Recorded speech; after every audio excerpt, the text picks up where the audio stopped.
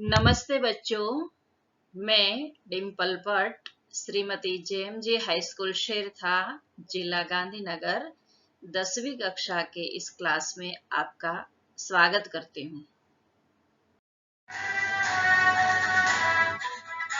पढ़ते हैं आत्मकथा अंश मेरी माँ राम प्रसाद बिस्मिल। इस धुन को सुनकर आप समझ ही गए होंगे कि ये हमारे भारत के सपूत है और उनके जीवन के बारे में आज हमें पढ़ना है। सरफरोशी की तमन्ना अब हमारे दिल में है, देखना है जोर कितना बाजुए कातिल में है, देखना है जोर कितना बाजुए कातिल में है। पढ़ते हैं आत्मकथा अंश मेरी माँ। आत्मकथा किसे कहते हैं? आत्मकथा में किसी लेखक द्वारा अपने ही जीवन का वर्णन करने वाली कथा होती है। यह संस्मरण से मिलती जुलती लेकिन भिन्न है। जहाँ संस्मरण में लेखक अपने आसपास के समाज, परिस्थितियां व अन्य घटनाओं के बारे में लिखता है, वहाँ आत्मकथा में केंद्र लेखक स्वयं होता है। बिस्मिल ने जेल में अपनी आत्मकथा लिखी थी और वही आत्मकथा का एक अंश यहाँ पर दिया गया है, जहाँ लेखक ने उनकी माँ के ऋण के प्रति हमें बताया है। उनकी माँ को हम शत शत प्रणाम करते हैं।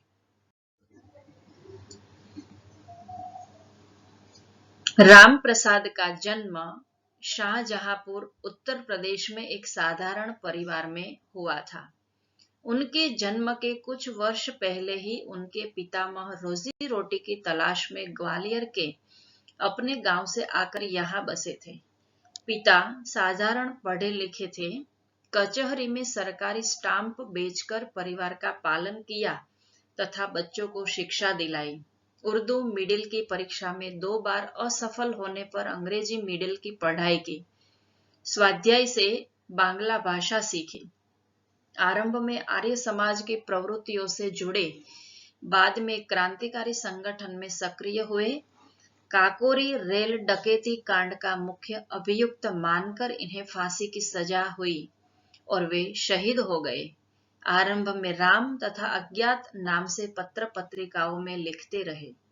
बांग्ला से हिंदी में अनुवाद भी किए। आत्मकथा फांसी के 2 दिन पहले जेल में पूरी करके उन्होंने किसी तरह बाहर भिजवाई, जिससे कुछ अंश श्री गणेश शंकर विद्यार्थी के संपादन में काकोरी के शहीद नाम से छपे हैं। माँ केवल जन्म ही नहीं देती, व्यक्तिगत व्यक्तित्व का निर्माण भी करती है। अपनी आत्मकथा के इन अंशों में प्रसिद्ध क्रांतिकारी राम प्रसाद बिस्मिल अपने जीवन निर्माण में अपनी माँ के अवर्णनीय योगदान के प्रति नतमस्तक होते हैं और जन्म जन्मांतर में उनके ऋण से उऋण होने की कोई संभावना नहीं दिखाई देती। यह है राम प्रसाद बिस्मिल की आत्मकथा, जिनमें से हमारा यह अंश लिया गया है। और उन्होंने आत्मकथा में इस बात को यहाँ पर लिखा है कि हमारे जन्म जन्मांतर का कोई अगर ऋणी है तो वह हमारी माँ ही होती है। हम नतमस्तक उसे प्रणाम करते हैं।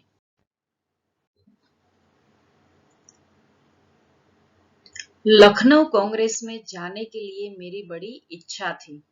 दादी जी और पिताजी तो विरोध करते रहे, किंतु माताजी ने मुझे खर्च दे ही दिया। उसी समय शाहजहांपुर में सेवा समिति का आरंभ हुआ था। मैं बड़े उत्साह के साथ सेवा समिति में सहयोग देता था।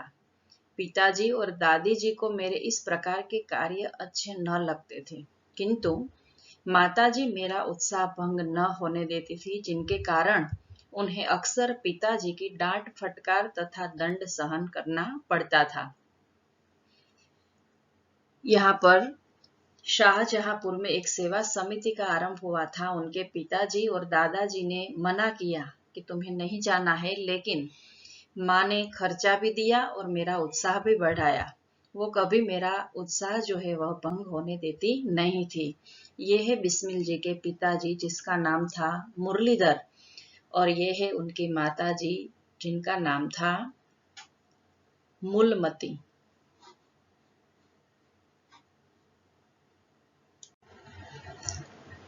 वास्तव में मेरी माता जी देवी है। मुझ में जो कुछ जीवन तथा साहस आया वह मेरी माता जी तथा गुरुदेव श्री सोमदेव जी की कृपाओं का ही परिणाम है। कि मेरे जीवन में जो कुछ भी परिवर्तन आया, साहस आया, वह किसकी कृपा है? मेरी माता जी और गुरुदेव सोमदेव जी। बिस्मिल जी के ऊपर सोमदेव जी का बहुत बड़ा प्रभाव था। उनके जीवन में सोमदेव जी के द्वारा अनेक परिवर्तन आए थे। उनकी कई बुरी आदतें उनके ही कारण छूट गई थी। उनके व्याख्यान वो अक्सर सुनने के लिए जाते थे और उनके व्याख्यान उसे बहुत ही प्रभावित करते थे। इसीलिए वो यहाँ पर उनका उल्लेख करते हैं, माताजी और गुरु सोमदेव, उनके कारण मेरे जीवन में कई बदलाव आए। दादी जी और पिताजी मेरे विवाह के लिए बहुत अनुरोध करते, किंतु माताजी यह कहती कि शिक्षा पा चुकने के बाद ही विवाह करना उचित होगा।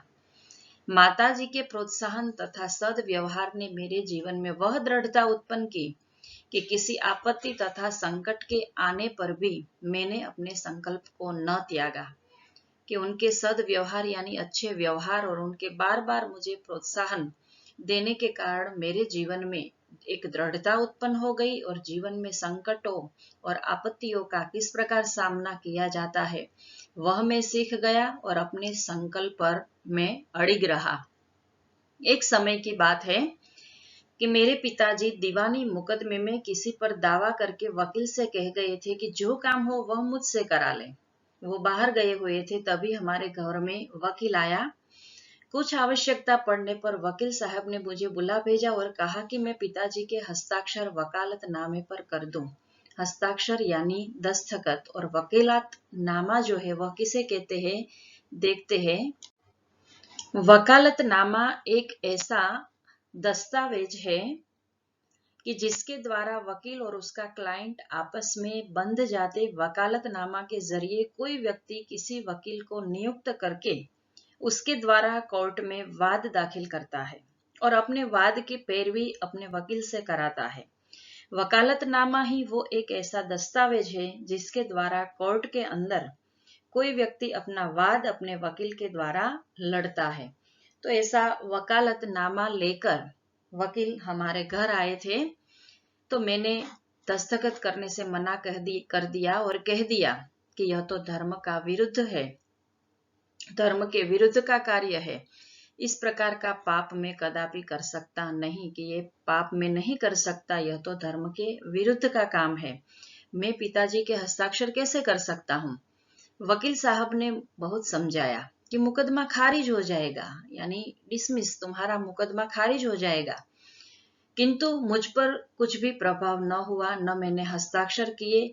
अपने जीवन में हमेशा सत्य का आचरण करता था, चाहे को जो कुछ भी हो जाए, मैं सत्य की राह छोड़ता नहीं था। तो यहाँ पर उनके व्यक्तित्व की दो बातें यहाँ पर हमें दिखाई देती है कि हमेशा सत्य का ही हमें आचरण करना चाहिए, चाहे जो कुछ भी हो जाए। और दूसरी बात थी कि हमारे जीवन में जिनके कारण परिवर्तन आता है उनके प्रति हमारे ऋण जो है वह हमें अदा करने चाहिए।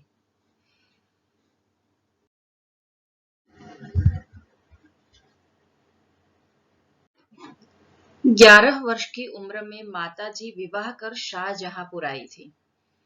उस समय वह नितांत अशिक्षित एक ग्रामीण कन्या के समान थी। नितांत यानी बिल्कुल। उस वक्त की बात करते हैं कि जब उनकी माता विवाह करके अपने ससुराल आई थी। शाहजहांपुर आने के थोड़े दिनों बाद दादी जी ने अपनी छोटी बहन को बुला लिया। उन्होंने माताजी को गृह कार्य की शिक्षा दी। थोड़े दिनों में माताजी ने घर के सब कामकाज को समझ लिया और भोजन आदि का ठीक ठीक प्रबंध करने लगी। प्रबंध यानी व्यवस्था। मेरे जन्म होने के 5 या 7 वर्ष बाद उन्होंने हिंदी पढ़ना आरंभ किया। पढ़ने का शौक उन्हें खुद ही पैदा हुआ था। यहाँ पर एक बात की ओर हमारा ध्यान खींचता है कि किसी भी उम्र में हम कुछ भी सीख सकते हैं। देखो, उनकी माताजी घर के कामकाज करने के बाद जो समय मिलता था उसमें वो हिंदी पढ़ती थी। उसे खुद ही यह शौक जो है वह पैदा हुआ था। ये हिंदी की वर्णमाला है, स्वर, व्यंजन और उनके उच्चारण स्थान भी यहाँ पर दिए गए हैं। तो वो हिंदी की वर्णमाला सीखने लगी। मोहल्ले की सखी सहेली जो घर पर आया करती थी, उन्हीं में जो शिक्षित थी माताजी उनसे अक्षर बोध करती थी, अक्षरों का ज्ञान वो उनसे लेती थी। इस प्रकार घर का सब काम कर चुकने के बाद जो कुछ समय मिल जाता उसमें पढ़ना लिखना वो करती। परिश्रम के बल से थोड़े दिनों में ही वह देवनागरी पुस्तकों का अध्ययन करने लगे। देवनागरी हिंदी की लिपि है। मेरी बहनों को छोटी आयु में माताजी ही शिक्षा दिया करती थी। जब से मैंने आर्य समाज में प्रवेश किया, माताजी से खूब वार्तालाप होता। आर्य समाज के दोनों चित्र हमने आगे देखे। स्वामी दयानंद सरस्वती का पुस्तक है सत्यार्थ प्रकाश। उनके विचार और आर्य समाज के विचार बिस्मिल जी को बहुत ही प्रभावित करते थे। वो आर्य समाजी बन गए थे। उस समय की अपेक्षा अब उनके विचार भी कुछ उदार हो गए थे। यदि मुझे ऐसी माता न मिलती तो मैं भी अति साधारण मनुष्यों की भांति संसार चक्र में फंसकर जीवन निर्वाह करता। कि यदि मुझे ऐसी माता न मिली होती तो मैं भी साधारण मनुष्यों की तरह संसार चक्र में, इस संसार रूपी भवसागर में पड़ा होता और मेरा जीवन भी फंस गया होता। शिक्षा आदि के अतिरिक्त क्रांतिकारी जीवन में भी उन्होंने मेरी ही सहायता की है, जैसी मेजिनी को उनकी माता ने की थी। क्रांतिकारी जीवन में उन्होंने मेरा बहुत ही हौसला बढ़ाया। क्रांतिकारी कर्तृवाचक संज्ञा है, क्रांति करने वाला शब्द समूह पे है। तो यहाँ पर उन्होंने मेजिनी को याद किया है। मेजिनी कौन है देखते हैं। मेजिनी इटली के राष्ट्रीय आंदोलन का मसीहा कहा जाता है। मेजिनी का जन्म 1805 में जिनेवा में हुआ था। मेजिनी बचपन से ही क्रांति से संबंधित साहित्य पढ़ता रहता था, जिनकी प्रेरणा उसे अपने माता पिता से मिलती थी। इस कारण उसके मन में बचपन से ही क्रांतिकारी विचारों ने पनपना शुरू कर दिया। वो फ्रांस की क्रांति से बड़े प्रभावित थे। अपनी पढ़ाई पूरी करने के बाद वो एक क्रांतिकारी संगठन कार्बोनरी का सदस्य बन गए, जिसकी गतिविधियों के कारण वो जेल भी गए। 1 साल बाद जेल से छूटने के बाद उसने युवा इटली नाम के संगठन की स्थापना की और अपने संगठन के माध्यम से इटली के गांवों और नगरों में लोगों के बीच चेतना एवं जागरूकता फैलाई। तो जहां हमारे क्रांतिकारी हमारे देश को आजादी दिलाने के कार्य करते हैं, वैसे ही इटली में इन्होंने वैसा ही कार्य किया है। इसीलिए उनकी माता को आज बिस्मिल याद करते हैं, क्योंकि बिस्मिल जी ने जेल में अनेक पुस्तकों का पठन किया था। माताजी का सबसे बड़ा आदेश मेरे लिए यही था कि किसी की प्राण हानि न हो। प्राण हानि यानी प्राणों का नुकसान, कि चाहे तुम जो कुछ भी करो, लेकिन मेरा यह आदेश मानना है तुम्हें कि तुम्हारे कारण किसी के प्राण न जाए।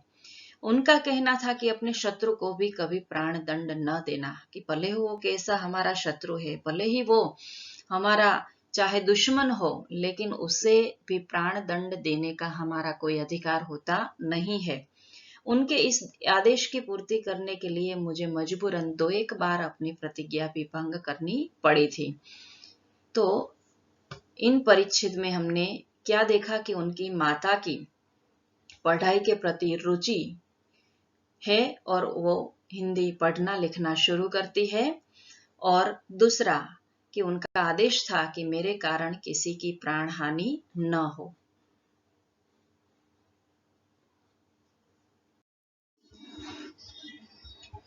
जन्मदात्री जननी, इस जीवन में तो तुम्हारा ऋण उतारने का प्रयत्न करने का भी अवसर न मिला। इस जन्म में तो क्या, यदि मैं अनेक जन्मों में भी सारे जीवन प्रयत्न करूं तो भी तुमसे उऋण नहीं हो सकता। उऋण ऋण का विरोधी है। हम किसी का ऋण उतार नहीं सकते तो वो क्या कहा जाता है, उऋण। जिस प्रेम तथा दृढ़ता के साथ तुमने इस तुच्छ जीवन का सुधार किया है वह अवर्णनीय है। अवर्णनीय यानी जिनका कोई वर्णन न किया जा सके। माँ का प्यार ही ऐसा है कि वह अवर्णनीय है। मुझे जीवन की प्रत्येक घटना का स्मरण है कि तुमने जिस प्रकार अपनी देववाणी का उपदेश करके मेरा सुधार किया है। तुम्हारी दया से ही मैं देश सेवा में संलग्न हो सका। संलग्न होना यानी जुड़ना। धार्मिक जीवन में भी तुम्हारे ही प्रोत्साहन ने मुझे सहायता दी है कि तुमने मेरे धार्मिक जीवन यानी आर्य समाजी जब मैं बना था उसमें भी तुमने मेरा प्रोत्साहन किया है। जो कुछ शिक्षा मैंने ग्रहण की उसका भी श्रेय तुम ही को है। श्रेय यानी यश। जिस मनोहर रूप से तुम मुझे उपदेश करती थी उसका स्मरण कर तुम्हारी मंगलमयी मूर्ति का ध्यान आ जाता है और मस्तक झुक जाता है कि जिस दिन मैं इसे याद करता हूँ तुम्हारी मूर्ति मेरे सामने आ जाती है और तुम्हारे सामने मेरा मस्तक झुक जाता है। तुम्हें यदि मुझे ताड़ना भी देनी हुई तो बड़े स्नेह से हर बात को समझा दिया। ताड़ना यानी डांटना। माँ यदि बच्चों को डांटती है तो वह भी किस प्रकार, स्नेह से।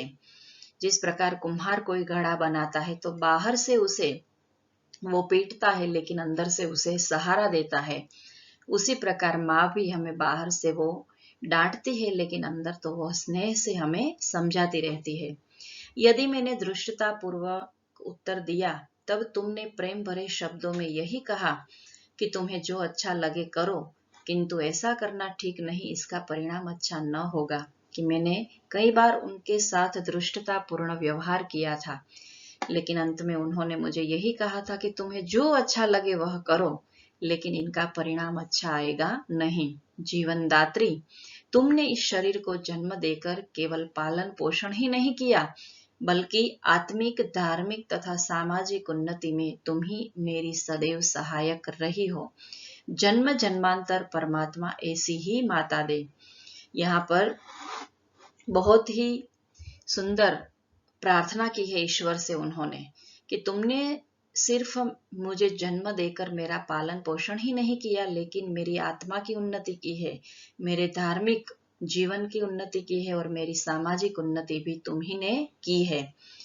जन्म जन्मांतर में भगवान से प्रार्थना करूंगा कि भारत वर्ष में ही मुझे जन्म दे और तुम ही मेरी माता हो। ऐसी वो प्रार्थना करते हैं। महान से महान संकट में भी तुमने मुझे अधीर नहीं होने दिया। अधीर यानी व्याकुल, सदैव यानी हमेशा अपनी प्रेम भरी वाणी को सुनाते हुए मुझे सांत्वना देती रही। सांत्वना देना यानी धैर्य बंधाना, ढाढ़स देना। तुम्हारी दया की छाया में मैंने अपने जीवन भर में कई कष्ट अनुभव न किया। इस संसार में मेरी किसी भी भोग विलास तथा ऐश्वर्य की इच्छा नहीं, केवल एक इच्छा है, वह यह कि एक बार श्रद्धा पूर्वक तुम्हारे चरणों की सेवा करके अपने जीवन को सफल बना लेता, किंतु यह इच्छा पूर्ण होती नहीं दिखाई देती और तुम्हें मेरी मृत्यु की दुख भरी खबर सुनाई जाएगी। यहाँ बिस्मिल दुख भरी खबर कौन सी देने वाले हैं उनकी माँ को कि उन्हें फांसी होने वाली है। काकोरी स्टेशन पर जिनको गिरफ्तार किया गया था उनमें से एक बिस्मिल भी थे। माँ, मुझे विश्वास है कि तुम यह समझकर धैर्य धारण करोगे कि तुम्हारा पुत्र माताओं की माता भारत माता की सेवा में अपने जीवन को बलि देवी की भेंट कर गया और उसने तुम्हारी कोख कलंकित न की, अपनी प्रतिज्ञा पर दृढ़ रहा। फांसी के एक दिन पहले बिस्मिल की माँ जेल में बिस्मिल को मिलने आती है और क्या कहती है, सुनिए। फांसी के एक दिन पहले अंतिम मुलाकात का दिन था। बिस्मिल की माँ उस दिन आई। माँ को देखकर बिस्मिल रो पड़े, मगर माँ की आंखों में जरा भी आंसू नहीं थे। माँ ने उच्च स्वर में कहा, उसे रोता हुआ देखकर, कि मैं तो समझती थी कि मेरा बेटा बहादुर है, जिसके नाम से अंग्रेज सरकार भी कांपती है। मुझे मालूम नहीं था कि वह मौत से डरता है। तुम्हें यदि रोकर मरना था तो व्यर्थ इस काम में आए। लड़के ने कहा, मैं मौत से नहीं डरता, ये आंसू मौत के डर के नहीं है, माँ के प्रति ममता के आंसू है। सरकारी अधिकारी भी माँ का यह रूप देखकर कहने लगे कि ऐसी बहादुर माँ का ही ऐसा बहादुर बेटा हो सकता है, ऐसी बहादुर माँ का ही ऐसा बहादुर बेटा हो सकता है। और वो अपनी माँ से कहने लगे कि जब स्वाधीन भारत का इतिहास लिखा जाएगा तो उसके किसी पृष्ठ पर उज्जवल अक्षरों में तुम्हारा भी नाम लिखा जाएगा कि जब हमारा देश स्वतंत्र होगा तब उनके इतिहास के पन्नों में केवल मेरा ही नहीं लेकिन तुम्हारा नाम भी लिखा जाएगा। कि जैसे वीर शिवाजी की माता जीजाबाई को आज भी हम याद करते हैं, उसी प्रकार बिस्मिल जी की माँ को भी हम आज प्रणाम करते हैं। गुरु गोविंद सिंह जी की धर्म पत्नी ने जब अपने पुत्रों की मृत्यु की खबर सुनी तो वह बहुत प्रसन्न हुई थी और गुरु के नाम पर धर्म के रक्षण के लिए अपने पुत्रों के बलिदान पर मिठाई बांटी थी। जन्मदात्री वर दो कि अंतिम समय भी मेरा हृदय किसी प्रकार विचलित न हो और तुम्हारे चरण कमल को प्रणाम कर मैं परमात्मा का स्मरण करता हुआ शरीर त्याग करूं। और बिस्मिल जी अपनी माँ से अंतिम प्रणाम करते हैं और इस अंश को यहाँ पर पूर्ण करने से पहले हम उनकी कुछ पंक्तियों को सुनकर इस अंश को पूर्ण करेंगे। सुनते हैं उनकी पंक्तियां।